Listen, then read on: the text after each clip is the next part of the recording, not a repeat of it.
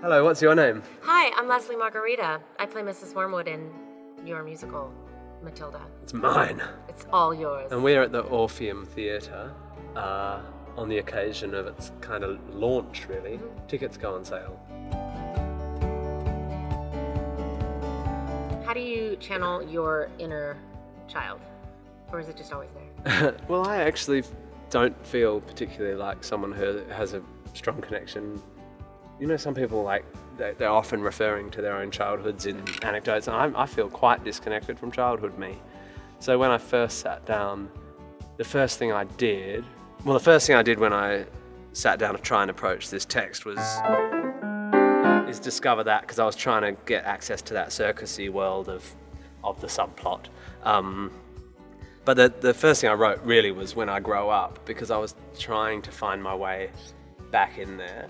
And I think that the virtuosity of what the kids have to do on stage partly comes from me not distinguishing between childhood and adulthood for the purpose of this piece, of just going, no, they can speak in whatever language they need to speak in to get the ideas across. And in theatre, and coming from a satire background, the baddies are an opportunity to put into words a satirical concept. So you empower Mrs. Wormwood by giving her a whole song where she gets to sing her philosophy.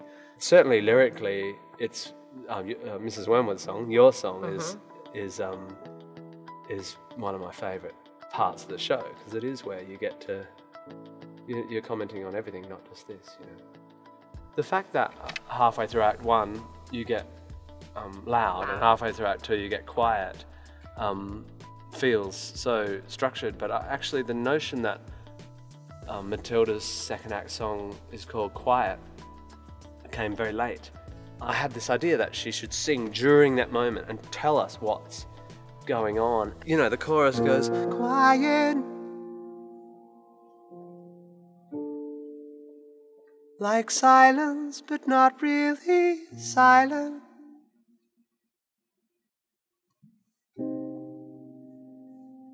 Just this still sort of quiet, and this kid and this theatre, and we're just asking them to just shut up and be in that moment. And then, if we've done our job right, and it feels like we have to an extent, because the show's, lots of people go and see the show and seem to like it, is the kids, I don't know, you've seen them more than I do, but the kids go home like buzzed and wanting to do mischief and, you know, jump around, and they feel important. They feel important. They feel they can be somebody. And ours is a story about how if you consume knowledge, then you will empower yourself to be able to act on that sense of injustice. That's all it is. It's like an infomercial for reading and for rebellion in the face of despots, you know.